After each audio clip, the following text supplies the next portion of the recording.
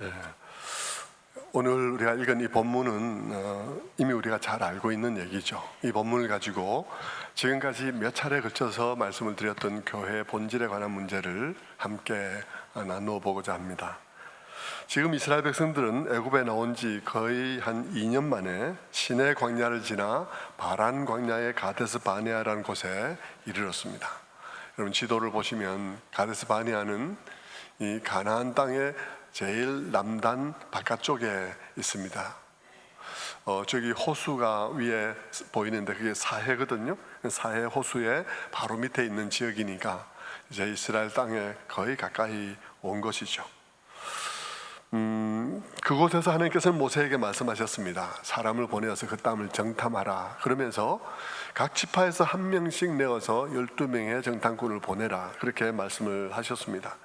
그들은 가서 40일 동안 그 땅을 구석구석 돌아보고 돌아올 때는 명령을 받은 대로 그 땅의 과일 중에서 포도 특별히 더욱더 한 송이를 가지고 돌아왔습니다. 근데 이 본문에 보면 그 포도 한 송이를 두 사람이 장대에 끼어서 어깨에 메고 왔다 이렇게 되어 있습니다. 이 얘기를 들으면 포도송이가 얼마나 크기에 그럴 수가 있나 하는 생각이 들면서 마음속에 뻥치고 있네 뭐 이런 생각도 들기도 하고 별 생각이 들 수가 있습니다. 들 수가 있습니다. 왜 제가 어릴 때 그랬으니까요. 이게 말이 되나 이렇게 생각을 하기도 하고 그랬습니다.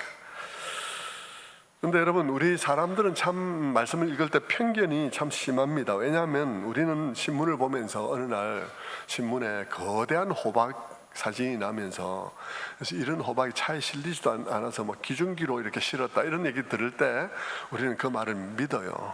믿는데 이런 말은 잘 안 믿죠. 황우석 박사가 뭐 그냥 체세포 복제로서 개를 복제했다 그러면 또 믿어요. 뭐 이런 호박 얘기 다 믿죠. 황우석 박사가 또 이렇게 개를 복제했다 하면 믿습니다. 그런데 하나님께서 동정녀에게서 그의 아들이 탄생하게 했다 그러면 또 안 믿어요. 참 우리는 굉장히 하나님 말씀에 대해서 편견이 굉장히 강하고요. 사람이 할 수 있는 일조차 하나님은 못할 거라고 생각을 하는 경우들이 많이 있습니다. 하지만 여러분 기록에 따르면 포도 또한 어마어마한 송이가 있다는 사실을 알 수가 있어요. 이런 포도 여러분 손으로 들고 가려고 하면 손 잡은데 포도 알이 다 떨어지니까 들고 갈 수가 없죠.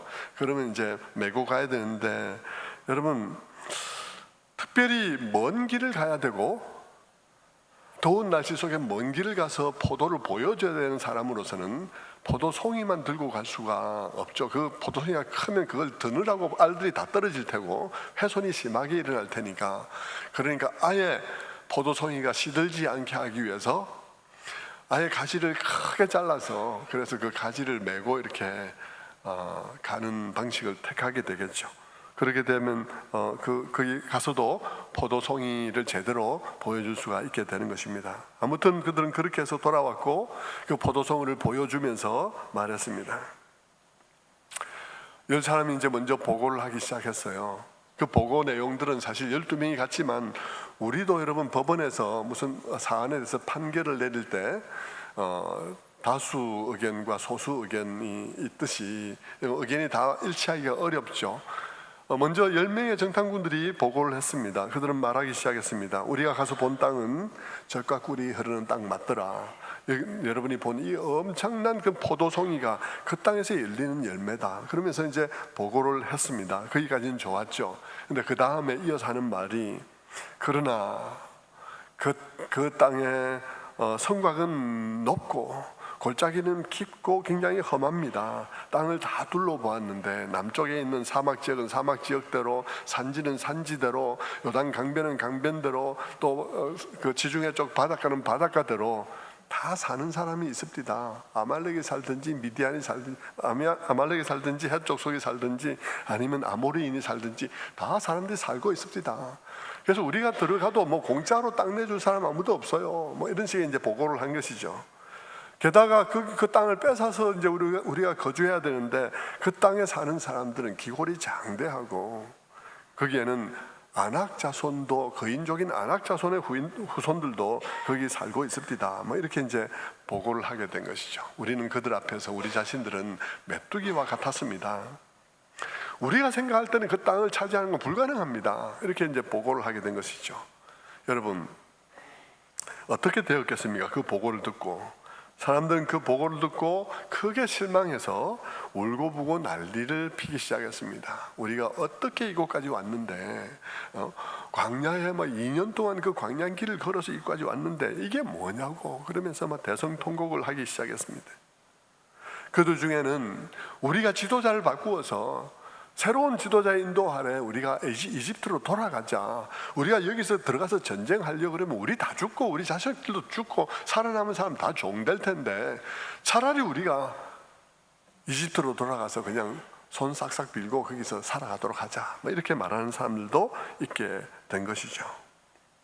이 10사람의 보고를 듣고 있던 여호수아와 갈렙은 분을 삭히면서 일어났습니다. 그러면서 말하기를, 잠깐만 여러분 우리말도 좀 들어보세요. 방금 10사람의 보고를 들었는데, 우리도 들었는데요, 그들이 한 말은 다 사실입니다. 그 땅은 정말 좋은 땅이었어요. 그 땅은 좋은 땅인데 정말 그 땅은 요새화되어 있는 땅도 맞아요. 그 땅에 거인들이 사는 것도 맞습니다. 그들이 한 말은 다 맞는 말인데요, 결론만 빼고 다 맞습니다. 결론만 빼고 다 맞습니다 라고 말을 한 거죠. 그러면서 그들이 한 말은, 여러분, 가장 중요한 것은 그 땅은 하나님이 우리에게 주시기로 약속하신 땅이라는 겁니다. 이거 빼놓고 결정을 내리면 안 됩니다 라고 이제 얘기를 한 거예요.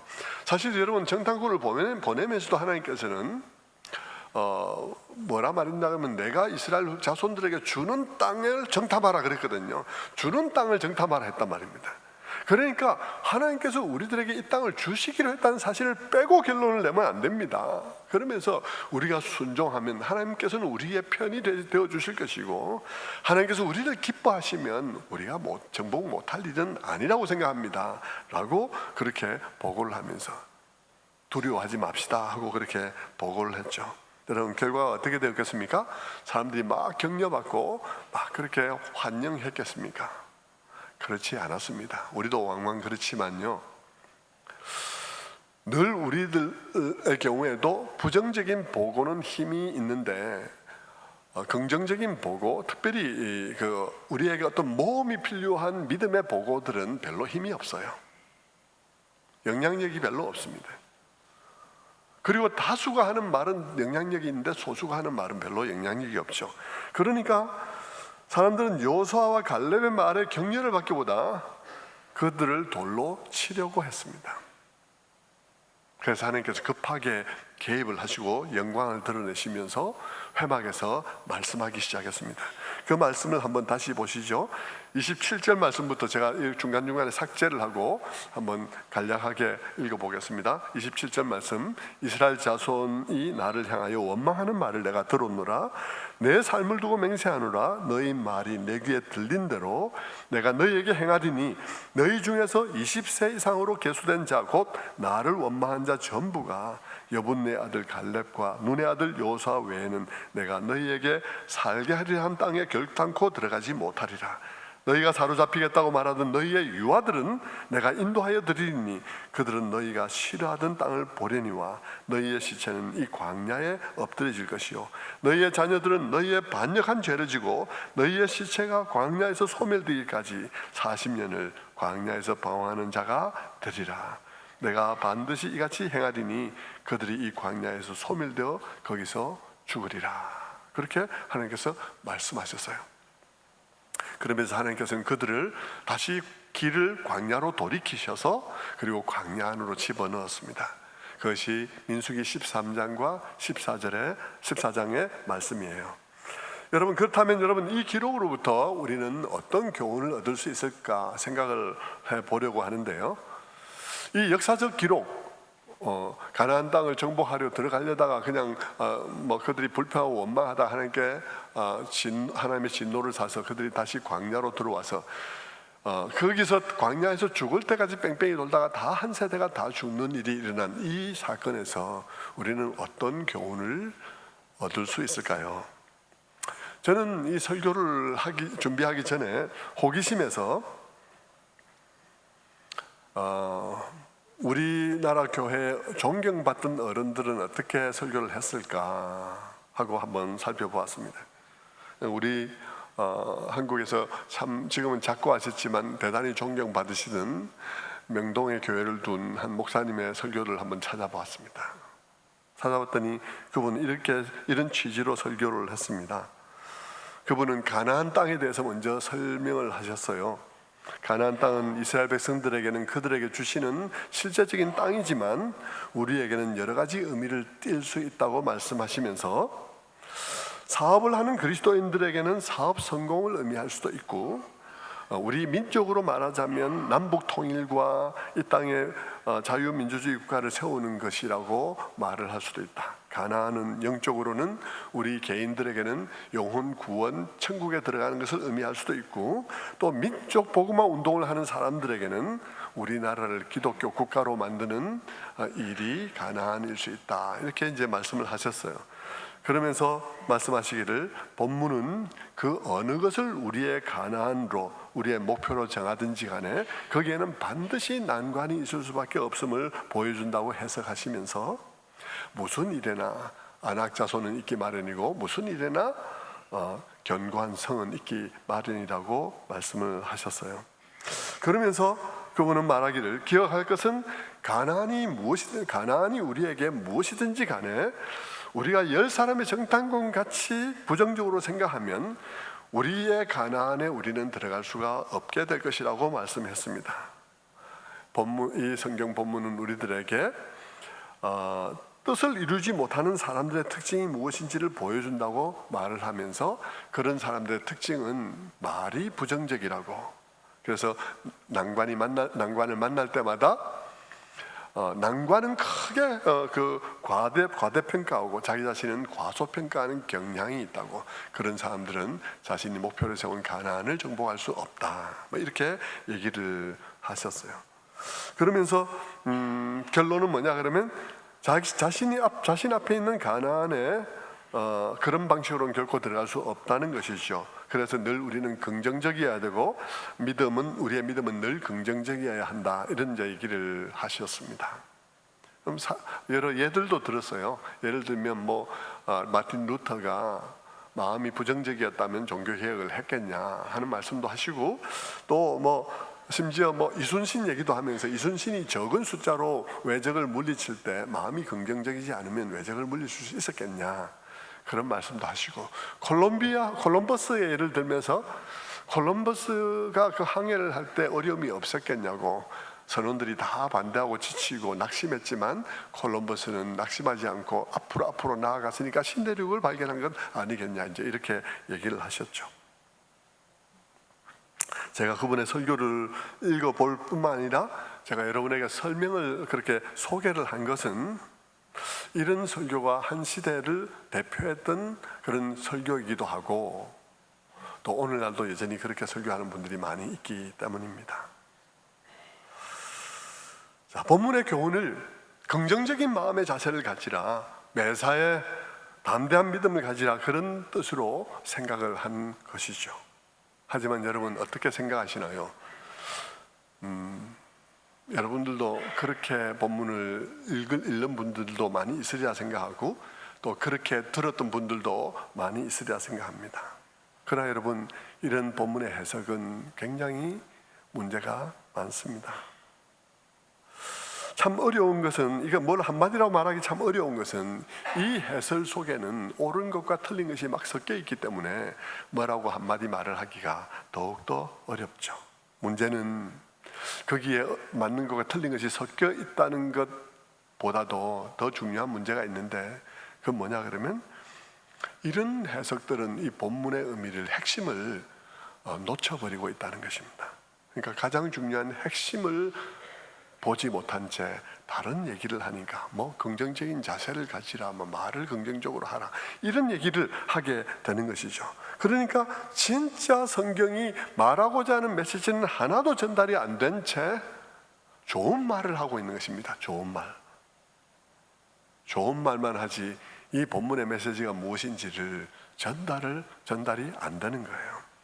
여러분, 진짜 중요한 메시지가 뭘까요? 이 본문의 진짜 중요한 메시지가 뭘까? 이런 것을 파악할 때 있어서 중요한 것은 질문을 잘하는 거예요. 좋은 질문은 좋은 답을 알아낼 수 있고요. 그리고 지혜를 캐낼 수 있습니다. 자, 이 본문의 교훈이 무엇인지를 알기 위해서 이런 질문을 한번 저는 던져 봅니다. 어떤 질문이냐 그러면, 왜 하나님께서 지금 이렇게 진노하고 계실까? 왜 이토록 진노하고 있을까? 이스라엘 백성들이 불순종한 일이 지금이 처음이냐고.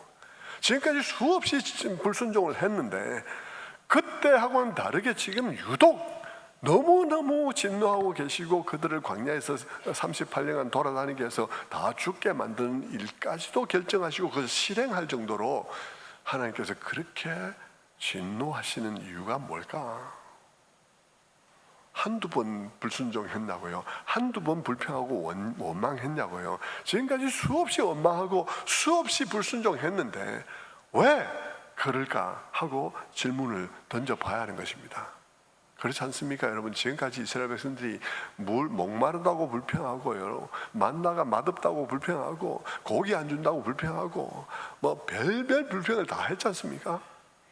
심지어 금송아지 만들어서 그걸 경배하고 하지 않았습니까? 그런 많은 일들이 있었는데, 물론 그런 때도 하나님께서 때때로 진노하셨지만 이렇게까지 진노하지는 않았지 않습니까? 그런데 왜 하나님께서는 이렇게 진노하시고 그 한 세대를 다 광야에서 다 죽도록 결정을 내리시고 계시냐 하는 것이죠. 그건 우리가 물어봐야 되는 것 아닌가요? 그런 질문을 던져봐야 되는 것 아니겠습니까? 그렇지 않습니까?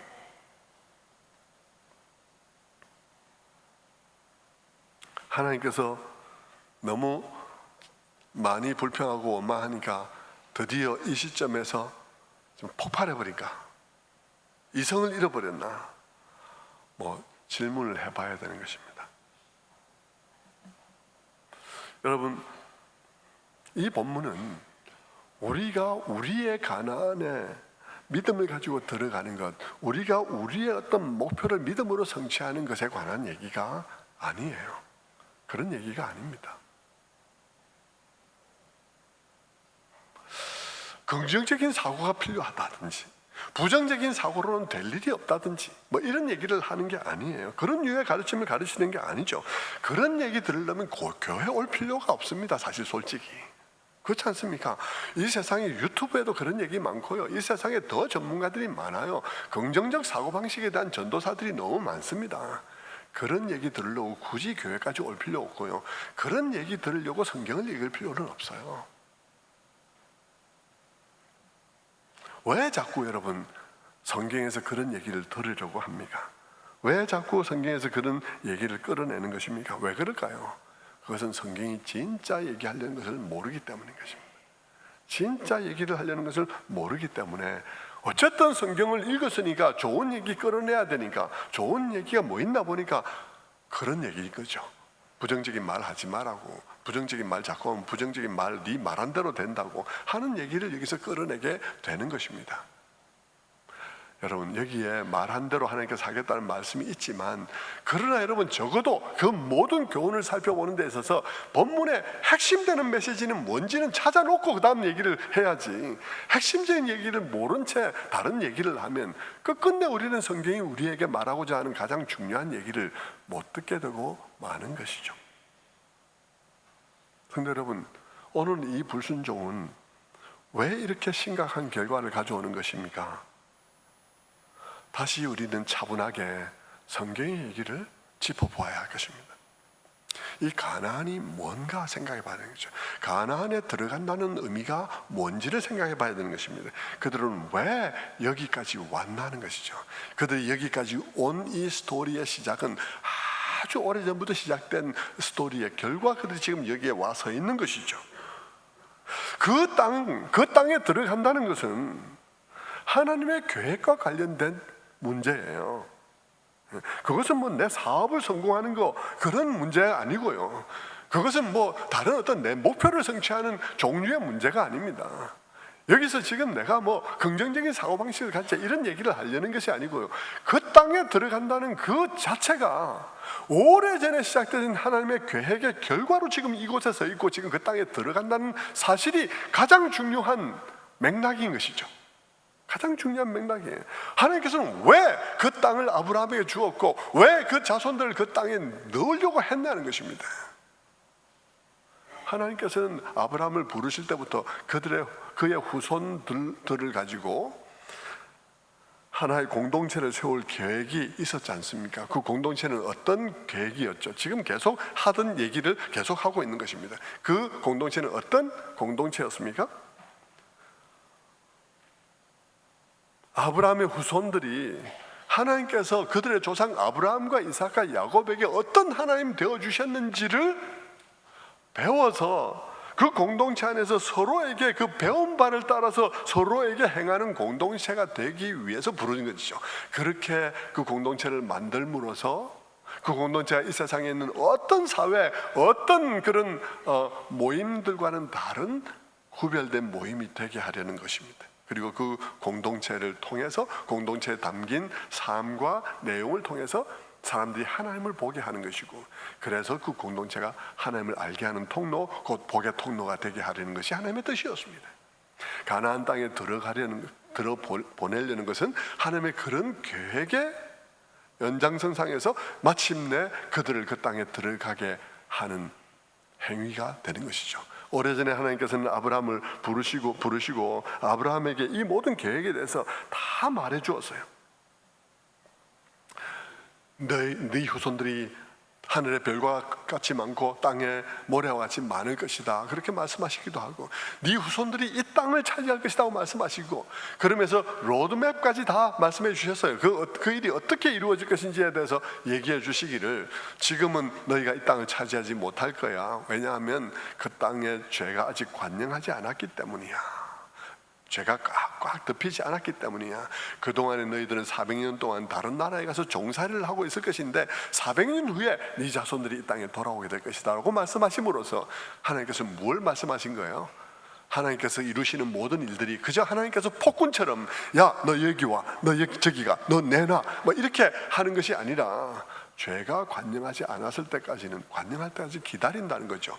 공의롭고 정의로우신 하나님이어서 이 일들을 이루시는 일에 있어서도 하나님께서 시기를 기다리시고, 그리고 공의롭고 정의롭게 이 일을 행하신다는 것입니다. 이스라엘 백성들이 그 땅에 들어갈 때, 아브라함의 후손들이 그 땅에 들어갈 때에도 그 땅에 관영한 꽉 차 있는 그런 죄에 대한 심판의 일환으로 이 백성들이 들어가서 그들을 몰아내고 차지하게 되는 방식을 취하게 될 것이라고 말씀해 주신 것이죠.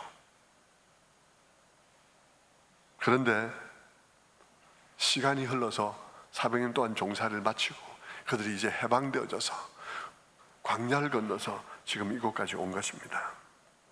그동안에 많은 불평과 원망 소리 들었죠. 하나님께서 이스라엘 백성들이 불평과 원망할 때마다 다 참아주셨고, 오히려 그럴 때마다 그 시간들을 그들이 하나님을 체험하는 시간들로 바꾸어 주셨습니다. 그리고 그 시간들마다 하나님께서 그들의 영적 DNA를 바꾸어 주어서 정말 하나님에 대한 깊은 신뢰를 가진 DNA를 가진 그런 품종으로 개량하는 시간들로 삼아 주셨죠. 그렇게 그들은 홍해를 건너고 불기둥과 구름기둥의 인도하심을 받으며 만나와 메추라기를 먹고 반석에서 나는 물을 먹으며 아말렉을 그렇게 하나님의 은혜로 이겨가면서 이곳까지 온 것입니다.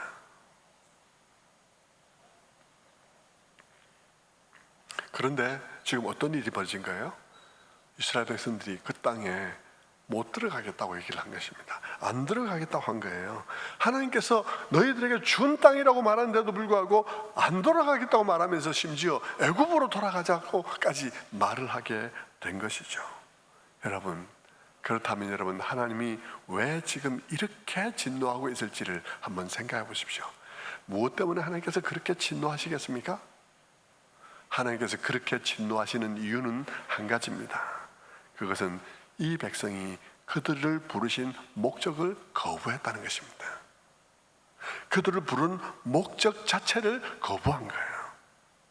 이 계획 언제부터 있었던 계획입니까? 이 땅 언제부터 주겠다고 약속한 약속입니까? 지금 이 자리에 있는 그 사람들이 태어나기도 전부터 하나님께서 작정하신 거예요. 이스라엘은 이름을 갖기도 전에 하나님께서 작정하신 것입니다. 그때부터 작정하시고 그들에게 주기로 작정하시고 지금까지 모든 상황을 조성해 오셨는데, 그런데 그 공동체, 그 땅에 들어가서 그런 남다른 공동체 만들어서 세상 사람들이 하나님을 볼 수 있도록 하는 그 남다른 삶이 담겨져 있는 공동체를 세우고자 한 하나님의 그 계획, 하나님의 구원 계획에 굉장히 중요한 방편이 되는 그 공동체가 되기를 거부한 것입니다. 안 들어가겠다고 한 것이죠. 차라리 이집트로 돌아가겠다 한 것입니다. 그러니까 하나님께서 진노하신 것이죠. 마침내 이곳까지 와서 결정적인 순간에 하나님의 부르신 목적을 거부하니까 하나님께서는 그들을 그대로 둘 이유가 없었던 것입니다. 성도 여러분, 그렇다면 오늘 이 본문이 우리에게 던지는 가장 중요한 제1의 메시지는 뭐겠습니까? 이 본문이 우리에게 던지는 제1의 메시지가 뭘까요? 첫 번째 메시지, 하나님께서는 이 본문을 통해서 오늘 우리들이, 또 우리들의 교회가 뭘 기억하기를 원하는 것일까요? 그것은 우리를 부르신 하나님의 뜻이 무엇인지를 우리가 기억하는 일이 너무나 중요하다는 것입니다. 주님의 교회가 하나님께서 그들을 무엇 때문에 불렀는지, 그 부르신 목적이 어디에 있는지, 그 목적과 그 목적 속에서의, 목적 아래서의 우리 교회의 전략적 중요성에 대해서 기억하기를 원하시는 것이죠. 늘 우리가 그 깨달음 속에서 깨어있기를 원하시는 것입니다. 그리고 한 걸음 더 나아가 하나님께서 교회가 경고받기를 원하신 거예요. 경고를 받기 원하신 게 우리 모두가 다. 어떻게 해요? 만약 이 땅의 교회가, 우리가 하나님의 부르심의 목적을 망각하고 그것을 우리 공동체 가운데 성취하는 일을 포기한다면 하나님은 극도로 진노할 수밖에 없다는 사실을 말해주는 것입니다.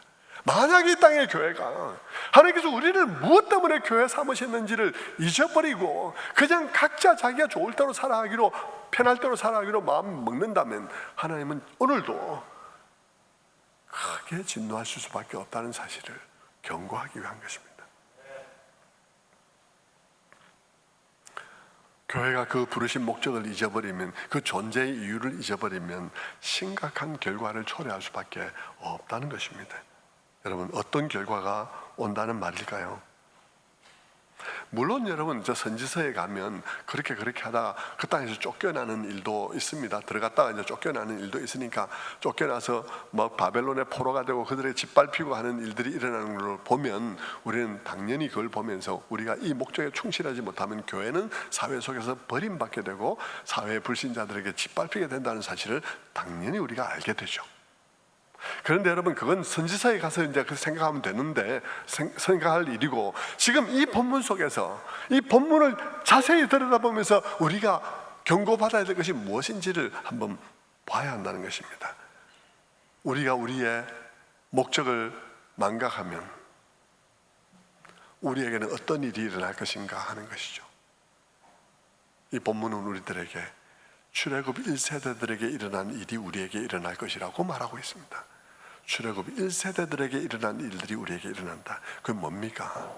그들이 일생이 광야에서 40년 동안 걸었지만 그들이 걸은 그 모든 걸음이 순례자의 걸음이 아니라 방랑자의 걸음이 된다는 것입니다. 그들의 걸음은 정말 목적지를 향해서 가는 걸음이 아니라 목적지 없이 돌아다니다가 거기서 죽는 걸음이 되고 만다는 것입니다. 그것이 교회가 직면할 상황이라는 것입니다. 이 땅의 교회와 성도들이 그럴 것이라는 것입니다. 우리의 삶이, 이 땅에서 우리의 삶이, 이 땅에서 우리 교회의 역사가 그저 목적 없는 방황이 될 것인지, 아니면 하나님이 이루실 목적과 그가 이루실 큰 그림의 일부로서 살아가는 그런 그림이 되고 이야기가 될 것인지, 그 갈림길이 어디서 나느냐 그러면 내가 우리의 정체성을 아느냐 모르느냐, 그 우리의 정체성에 우리가 그 부름에 믿음으로 응답하느냐 하지 않느냐가 결정한다는 것입니다. 교회의 부름이 무엇인지를 알고 거기에 믿음으로 응답하느냐 응답하지 않느냐가 우리의 일생이 하나님이 그리시는 그림과는 아무 상관없는 광야에서 쓰러지는 자들의 죽음이 될 것인가, 아니면 우리의 일생이 하나님이 써가시는 그 그림의 일부로서 살아갈 것인가를 결정하게 된다는 것이죠. 결국 우리가 성도와 교회로서 우리의 정체성에 관해서 깨어있느냐 깨어있지 않느냐가 중요하다는 것입니다. 지난주도 말씀드린 것처럼 열처녀 비유 속에서 깨어있는 다섯 처녀와 잠들어 있는 다섯 처녀와 얘기가 그렇게 연결되어 줄 수 있는 것이죠.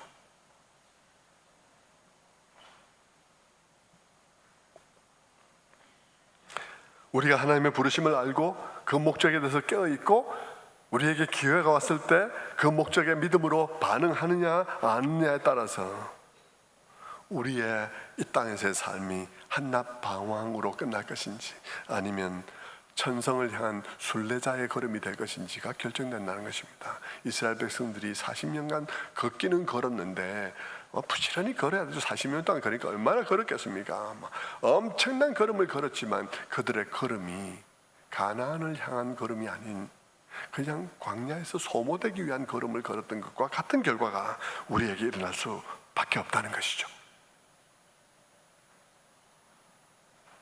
성도 여러분, 자, 성경 이야기는 그런 얘기예요.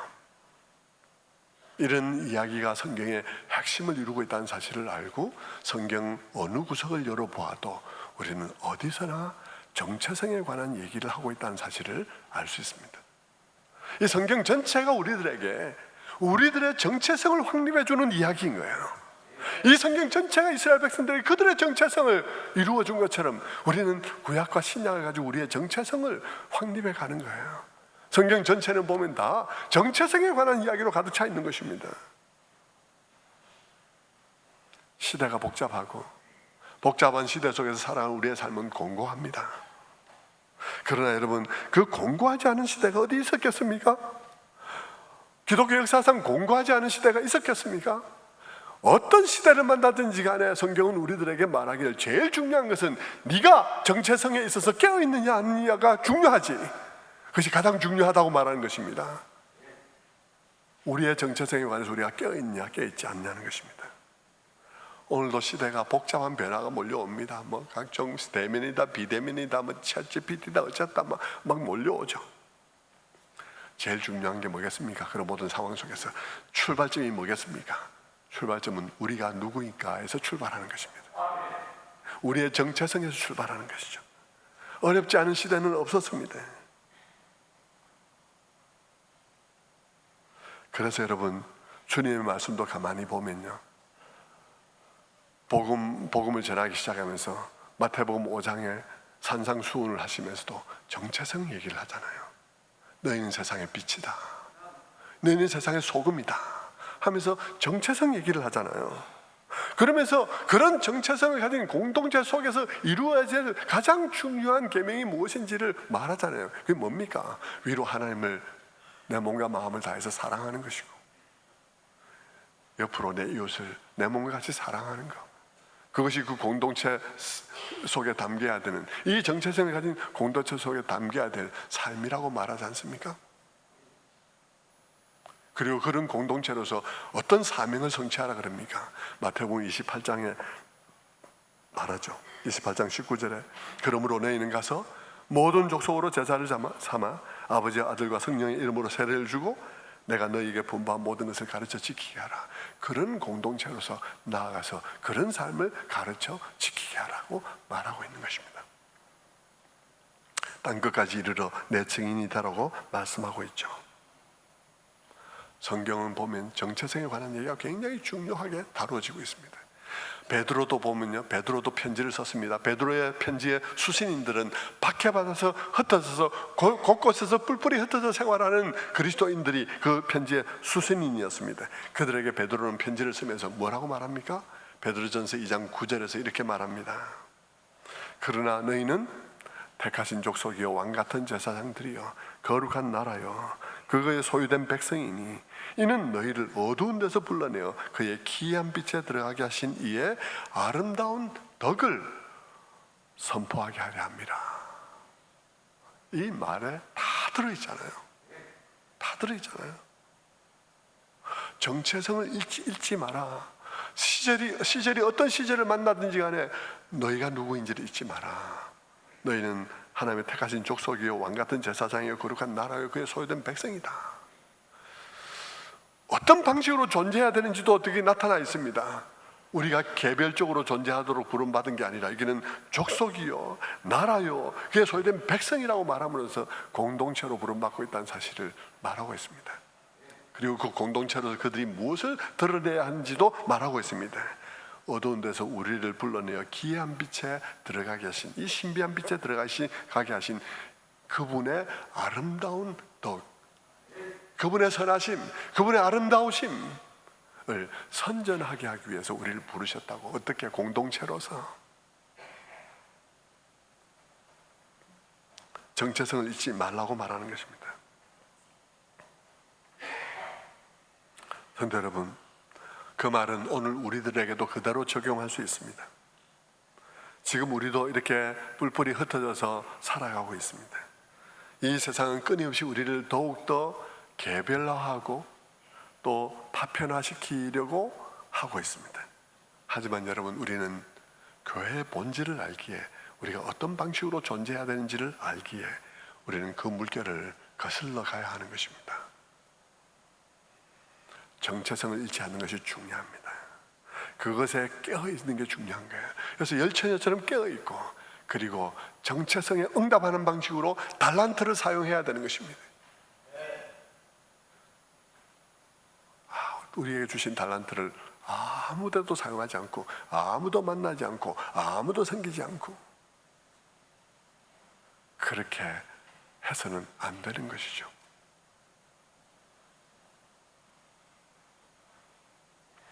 우리가 정체성을 잊지 않고 정체성에 있어서 깨어있고 그것에 응답하면서 내게 주어진 모든 달란트를 그렇게 사용할 때 우리의 인생은 방황이 아니에요. 우리의 인생은 하나님이 완성하실 더 큰 이야기 속의 일부로서 살아가는 삶이 되는 거예요. 내가 그 정체성에 껴있고 그 정체성에 입각해서 반응하며 내게 주어진 모든 달란트와 모든 기회와 모든 지위와 모든 위치를 거기에 맞게 사용해서 살아간다면 나는 하나님이 완성해가는 그 큰 이야기의 일부로서 살아가는 것이죠. 여러분, 여러분이 처해 있는 위치가 무엇이든지 다 그럴 수 있습니다. 저는 늘 그렇게 생각합니다. 저는 제게 주어진 이 담임 목사라는 위치, 담임 목사이기 때문에 할 수 있는 것들, 그것들은 다 그런 목적 하에서 사용되어진다고 생각합니다. 그렇게 사용되어야 되는 것이죠. 여러분이 처해 있는 입장도 마찬가지입니다. 여러분이 사회 속에서 어디에 있든지 간에 여러분, 그 위치는 맨날 하나님 얘기하라는 말 아니고요, 밑도 끝도 없이 그렇게 하라는 말 아니고, 항상 내가 왜 여기 있는지, 내게 주어진 권한과 그 모든 것들이 기독교인만 잘 봐주라 이런 얘기 아니고요. 그렇게 하지 마세요. 그렇게 하면 더 욕 들어먹으니까. 그런 말 아니고요. 내게 주어진 이 위치, 내게 주어진 이 권한들을 가지고 사람을 사랑하고 낙심한 자들을 일으키며 격려하고 그리스도의 아름다운 덕을 나타내는 일에 사용하라는 것입니다. 우리는 두 가지 갈림길에 있지 않습니까? 그 나에 주어진 모든 위치와 내게 주어진 권한과 그 모든 것을 나를 위해서만 쓸 수도 있고요, 내가 지금 이 위치 주어졌으니까 이 위치 내가 있을 때 쓰겠다, 하나님께.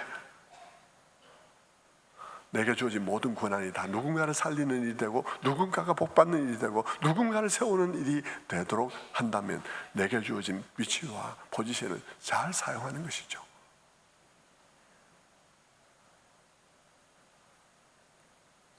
그저 나에게 주어진 위치를 그저 나의 자랑이나 한껏 하는 그런 위치로 사용하지 말고 말입니다.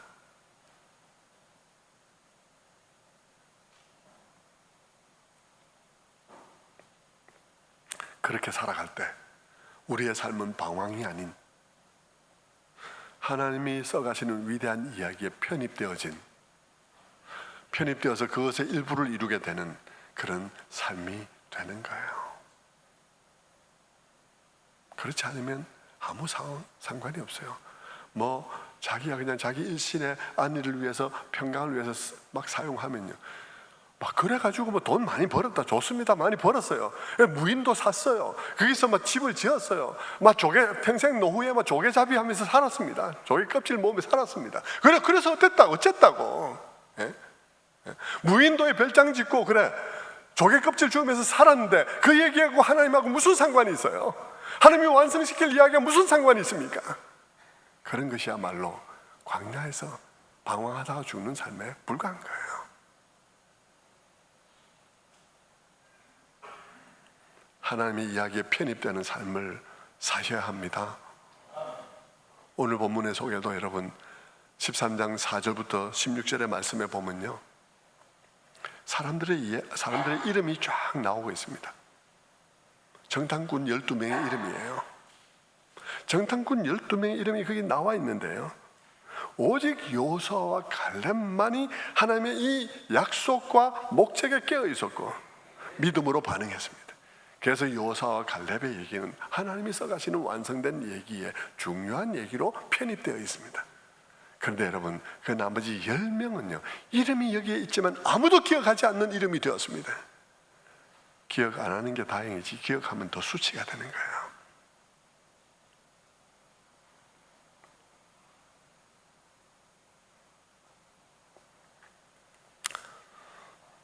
이렇게 이해한 후에 이제 우리는 많은 사람들이 이 본문을 가지고 설교하는 것 중에 적절한 교훈들을 또한 추가할 수 있을 거예요. 이렇게 이해한 후에 말입니다, 한 가지를 제가 말씀드리고 마치도록 합니다. 그것은 뭐냐 그러면, 마지막으로 한 가지 교훈을 추가한다면 그것이에요.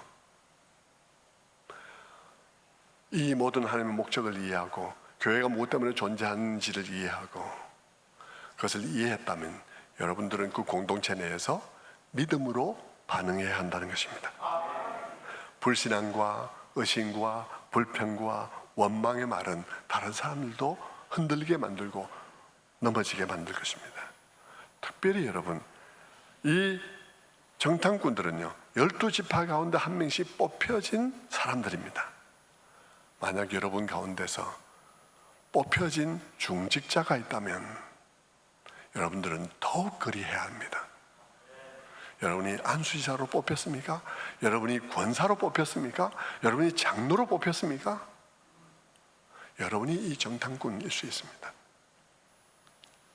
여러분은 교회가 무엇인지에 대한 분명한 정체성을 인식하고 공동체 안에서 믿음의 말을 해야 됩니다. 믿음으로 반응해야 됩니다. 기도하자면 기도해야 됩니다. 여러분들이 뽑혀놓고 제대로 하지 않으면 공동체가 다 지리멸렬하게 될 것입니다. 안수입사로서, 안수입사가 이번에 기도 담당이다, 안수입사 다 나와야죠. 다 나와서 기도해야죠. 그 주간은 내가 이러니까 거리가 있으니까, 아니요, 일주일 못합니까? 일주일 해야 합니다.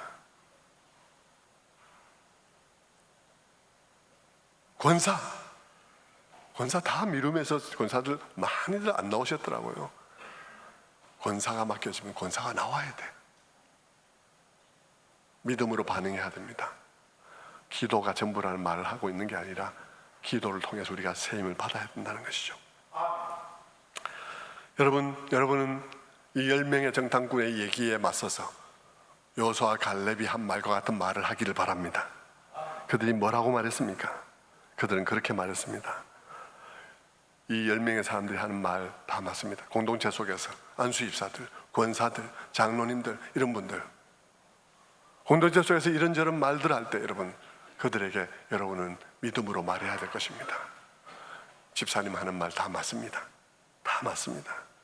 결론 빼고는요. 결론 빼고 집사님 하는 말 다 맞습니다.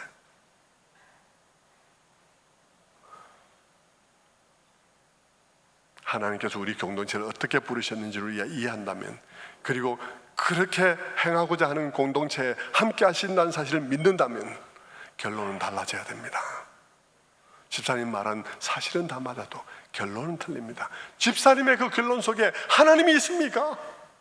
하나님의 약속이 있습니까? 하나님의 약속을 그 속에 포함시켜야 합니다. 하나님의 뜻이 포함되어 있습니다. 그저 보고 가서 장대한 족속들이 살고 있더라, 성들이 무장을 막 해서 이렇게 요새화되어 있더라, 팩트만 얘기하지 마시고 믿음을 말하십시오. 팩트도 중요합니다. 팩트가 그것이 사실한 사실을 인정한다 할지라도 당신의 그 결론에 믿음이 있는가 생각해야 하는 것이죠.